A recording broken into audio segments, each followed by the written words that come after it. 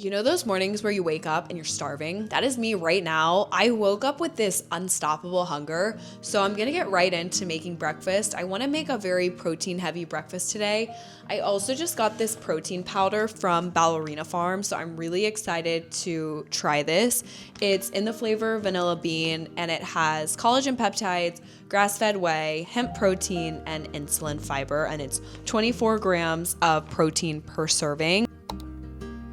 Recently, I've been really liking to make yogurt bowls, and I really like this yogurt. It's a little bit easier to digest. And then I mix this with a scoop of the Ballerina Farm protein. Having protein first thing in the morning helps to balance your blood sugar, so it's going to keep you fuller for longer and prevent you from having those energy slumps. I've also found that when I'm eating protein in the morning, I have more focus, and it just improves my mood and my focus throughout the day. Then I added some blackberries. These are high in antioxidants and rich in fiber. I added some chia seeds, which have omega-3 fatty acids, which is great for your heart and your brain health. I used half of a banana, and then I did a little handful of goji berries, which are rich in antioxidants and support your immune system. These are high in vitamin A and C, so they're natural energy boosters, and it's going to help improve your mood and even your stamina. And then I added a little scoop of peanut butter. This is a super typical breakfast for me. It's super easy, nutritious, and delicious.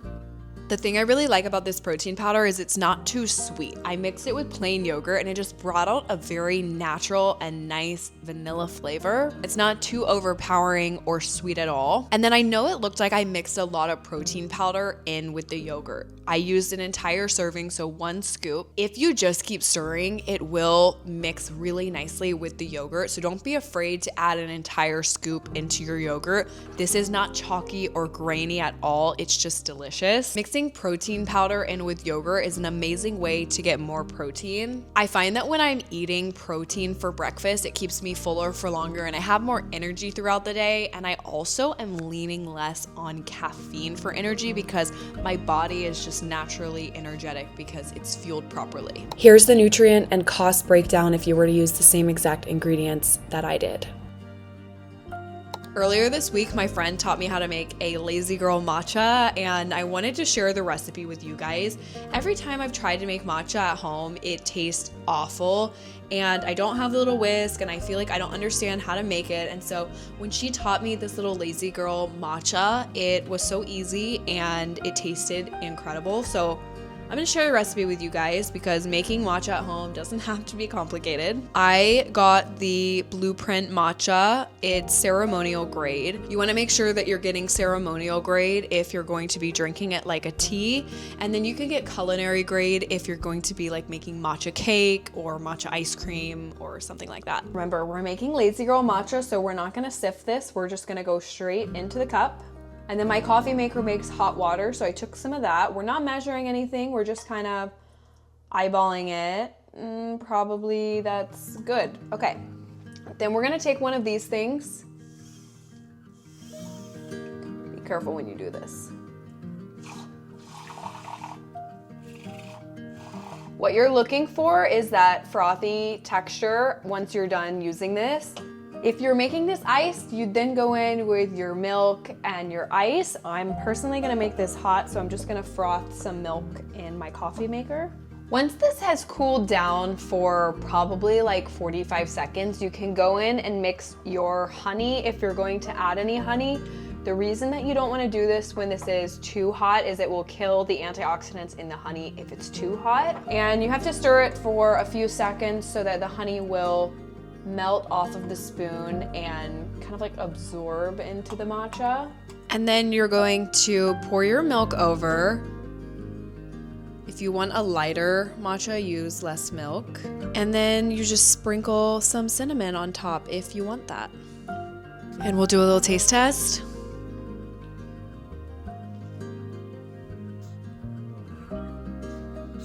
It's really good. And so if your matcha builds matcha at the bottom, you just go back in with this little thing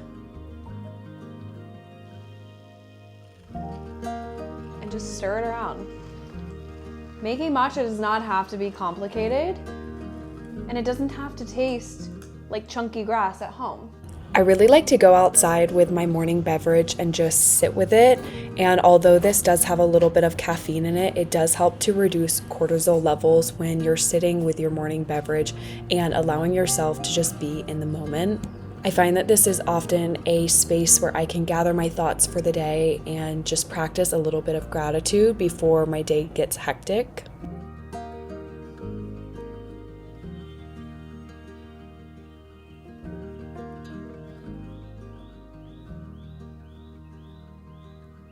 And then I broke down the nutrients and price for this matcha as well.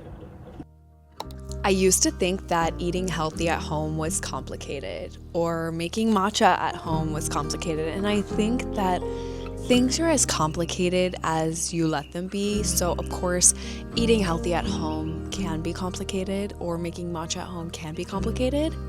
But it can also be easy and attainable and affordable. And so my hope with this video is to give you recipe ideas that inspire you and make things easier for you. When you're implementing new habits, especially health or wellness habits, one of the hardest parts is just showing up. And so if everything is complicated after showing up, it's gonna be really hard to implement that habit long term. And so I hope this video reminds you that eating healthy at home is not something that requires a lot of time or money or energy. It's something that you can do even if you're a beginner, even if you don't know any recipes, even if you don't have all the right kitchen tools. You can work with what budget you have and what skills you have to still start attaining healthy habits. I love eating healthy bowls or salads for lunch, so it's still nutritious and very filling, but it's not too much. If I eat something like potatoes for lunch, for some reason, I just get lethargic and tired and unmotivated. So I try to keep lunch light, but still filling. It's 12 o'clock on the dot. I'm usually eating lunch at like 11:30 or 12. That's just when my body is telling me that I'm hungry. So let's make some food.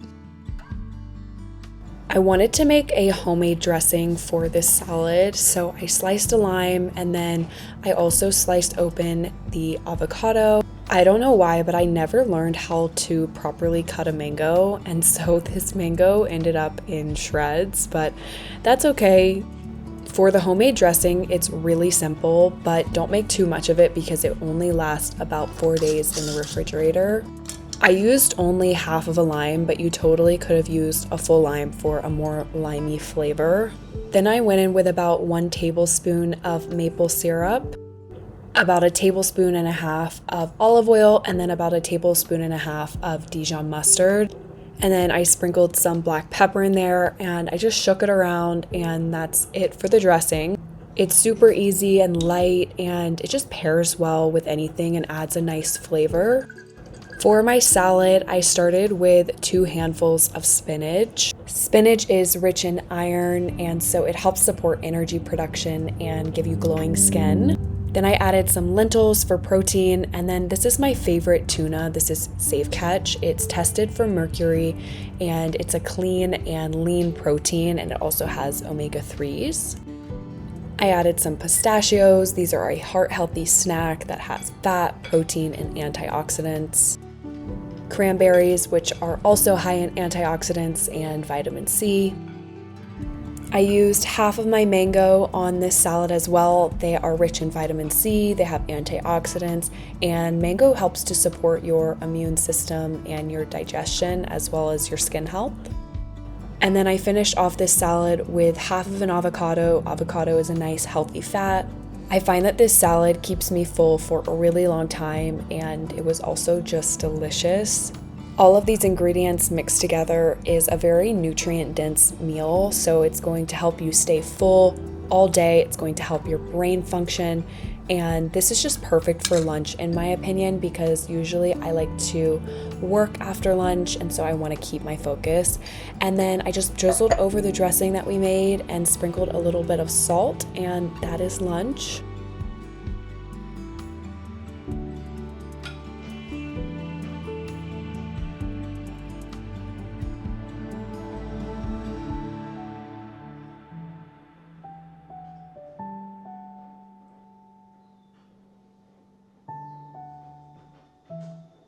This was so good. I was doing a little happy dance, and then I wanted to give the nutrients and price breakdown for this lunch as well.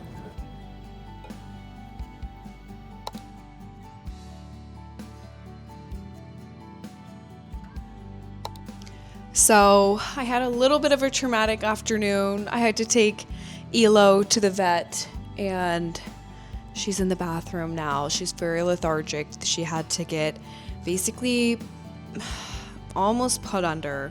She had these huge spikes in her ear that she got when we went hiking.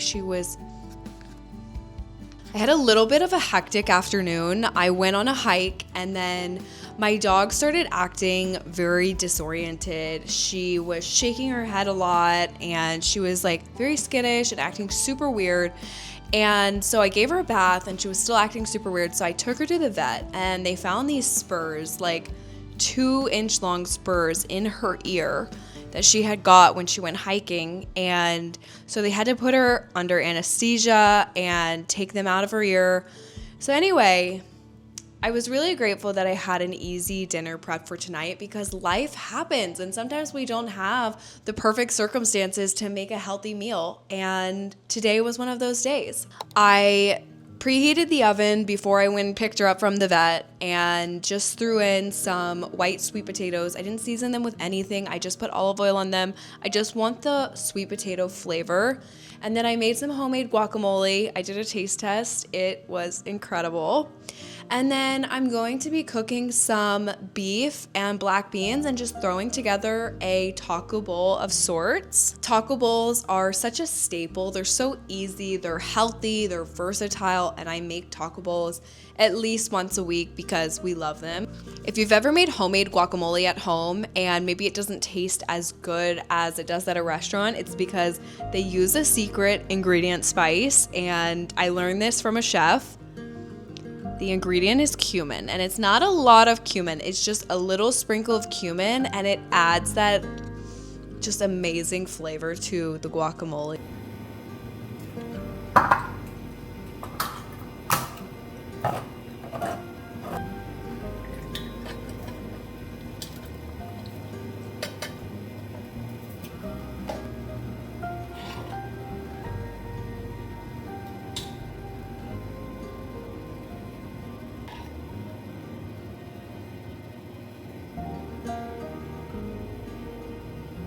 When they look like this is the best time to give them a little flipperoo if you want them golden like that on both sides.